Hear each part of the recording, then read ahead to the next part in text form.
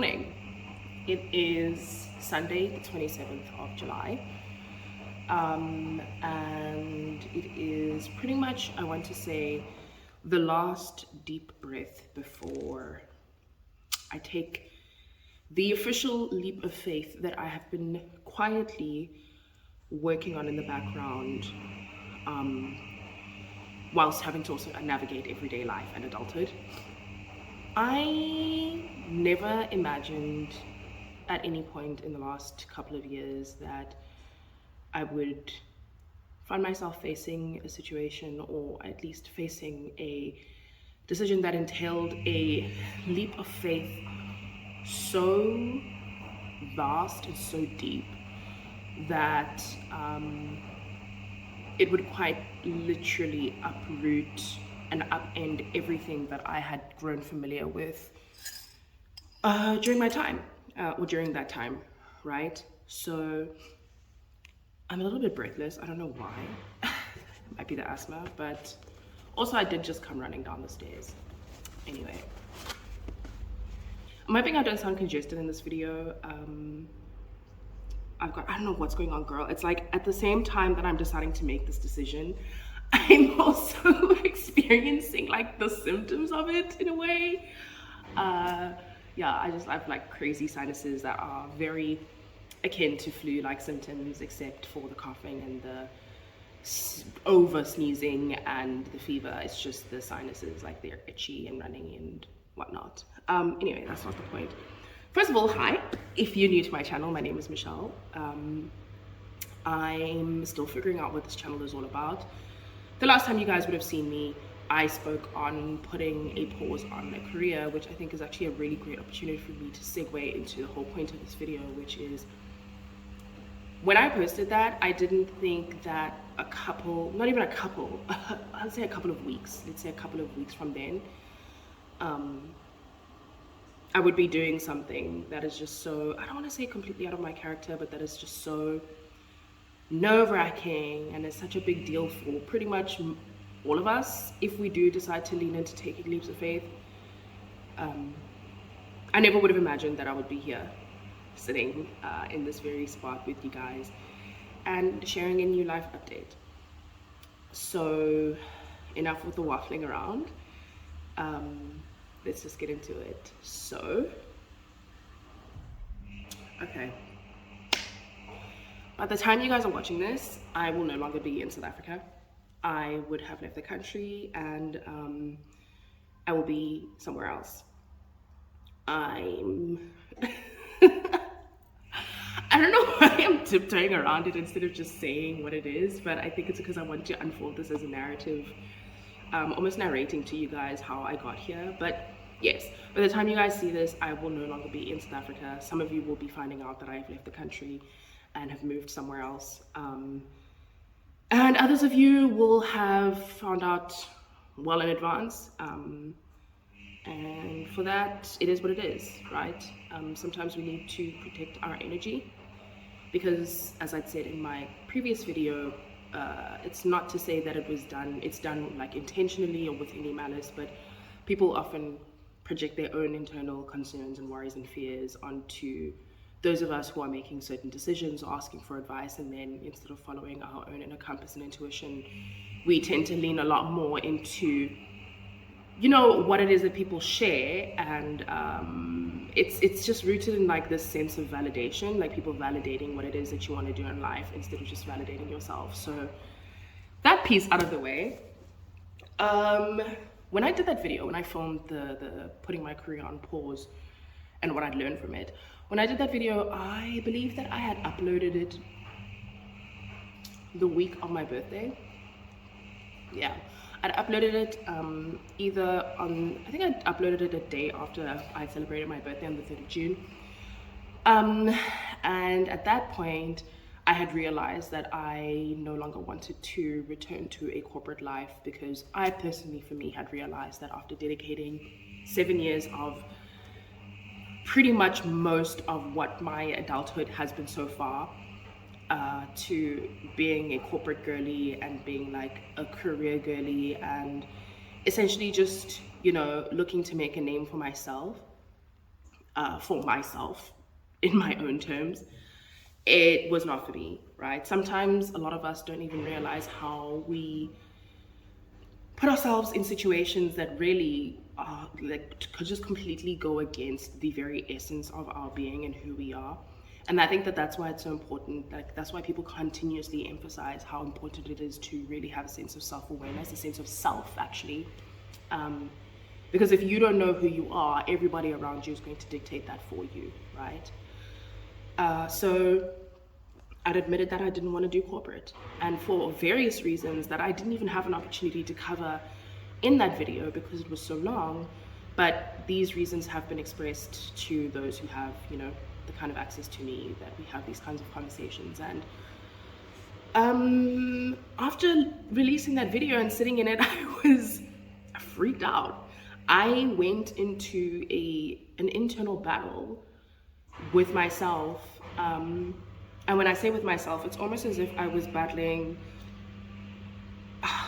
it's like my body, as it is in the present, like in the conscious, was battling with what my heart and my mind and my like soul had already known was going to happen, right? So it's almost as if my body was kind of catching up to, I lie. It's actually my mind. My mind was only catching on to feelings and thoughts and decisions that my soul, my heart, I knew deep down that I was going to take this next step. But the logical side of me was like, no, like we shouldn't do this because we failed the last time. And throughout the month of June, it was just more so me going back and forth and wrestling with the logic of the execution, because then I knew that I wanted to do it, but I was wrestling with the logic behind it. Planning, saving money. I needed to get another job in order to do that, to gain the resources that would help me land more softly or more comfortably into this new decision. Please excuse my washing machine in the back. I'm actually washing clothes. I've got a lot to do within the next 4 days. I remember having a conversation with one of my closest friends, and when I was outlining my plans to her and said like, hey, I would like to, you know, perhaps consider moving the country and taking on something that is a newfound passion and interest of mine, and I wanted to get another job so that I could save money. She was just like, but why? Like, do you understand it's better to just make this decision than do these things when you get to Johannesburg? It's funny because I'd already subconsciously, I guess, made this decision and was completely unaware as to how it was going to lead up to this. I did a TEFL course back in 2021, and the plan was to go with another very close friend of mine to South Korea to go and teach. But it fell through. It never really worked out because there were just like external forces or factors that completely derailed our plans. And I wasn't prepared. I'll admit it. I wasn't at the time. I just was not. I didn't have the understanding of how necessary it is to be prepared, not just financially, but even mentally and emotionally.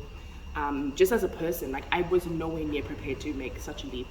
I still think, I do strongly believe that I was still very deeply tied to, you know, staying in South Africa, but more so deeply tied to sticking to this belief that, oh, actually I should just continue to like work in corporate because I don't want it to I don't want this decision to go teach English second language in a foreign country to completely derail my career girly era. So Omicron happened, and to me, I was like, okay, at the time, I just thought to myself, this might have been a sign. Perhaps it wasn't the time for me to go. Had I taken that leap back then and forced things, it was not going to be very pleasant. So that was back in, I think I already said 2021. And, oh, look, a pigeon. They say birds like are a symbol of messages.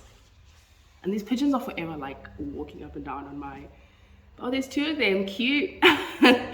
Sorry about the distraction, but yeah, so it was on the basis of that. I'd already set the wheels in motion for leading up to this very moment. So I have my certificate, I've had it for a while now. And the only key factor or aspect that was missing was the practical skill. And the funny thing is, now this year to think that I ended up taking up lecturing. When I really thought about it at the time, I was like, maybe this is like, there's a reason that I ended up being a lecturer and, you know, really taking on this in practice, but just completely jumping into it without any second thoughts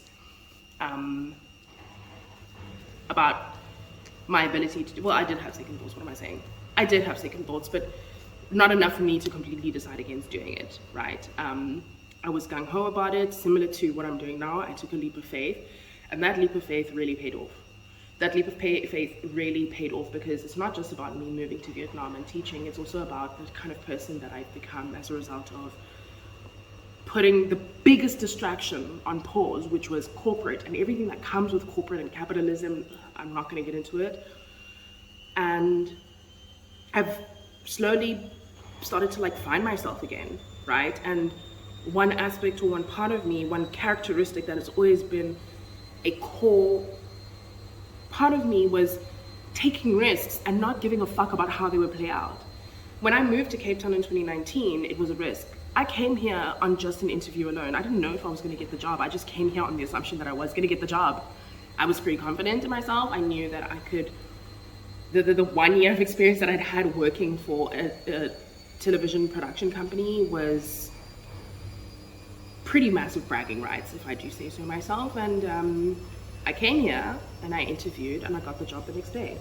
So outside of all the concerns of everyone else who was like, but what if you don't get the job? And like, how are you gonna afford a ticket to come back? Because I bought the ticket with the very last bit of money that the peanuts that I was making during my internship. I was just like, yo, there are people here that I can, you know, come and stay with, and it doesn't matter.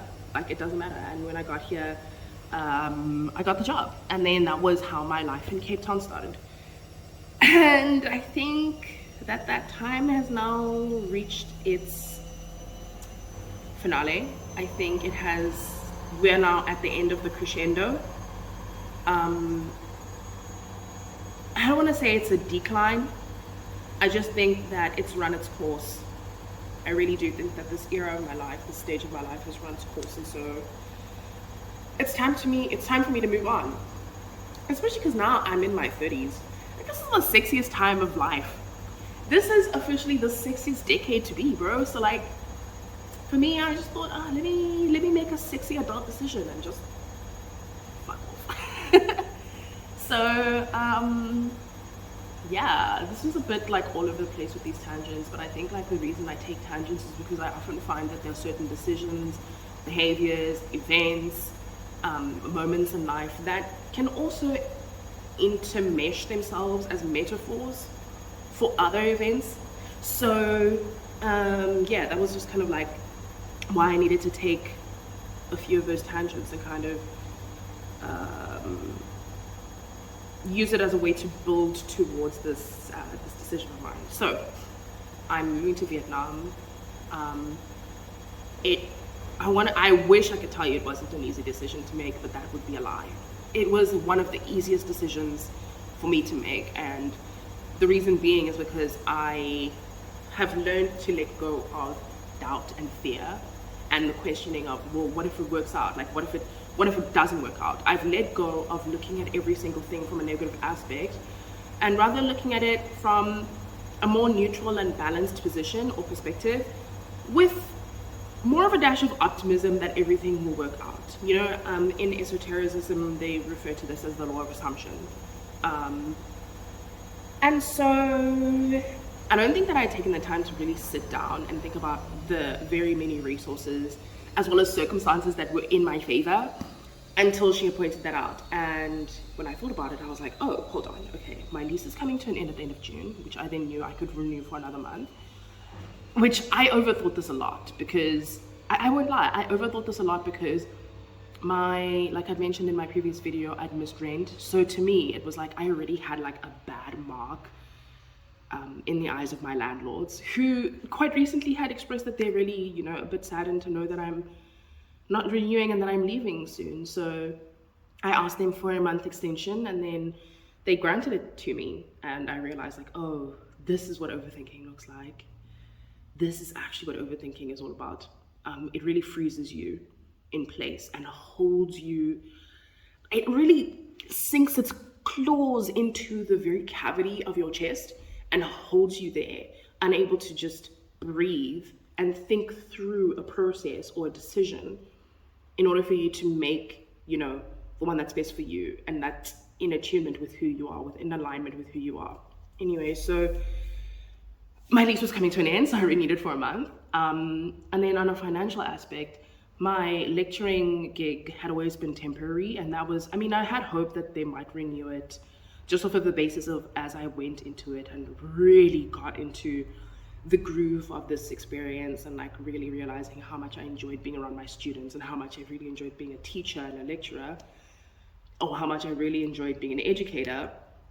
You always have that little bit of hope, right? And I did indicate that, I did express it, and kept my fingers crossed, but also kind of kept the door open for just in case, what's my next steps, which was the gray area in which I finally decided that I was going to move to Vietnam. So I've already named two things, right? Two things that both were happening simultaneously at the same time. At the end of July, I would no longer have a job tying me down. I would no longer have an apartment or a lease that keeps me locked in place for an extended amount of time. More importantly, the sort of financial resources that came with that meant that I was in a prime position to just quite literally pack everything up, move up to Johannesburg, back in with my parents, just for the month of August, and during that entire time, just spend time with family, spend time with friends, and more importantly, get my affairs in order, right?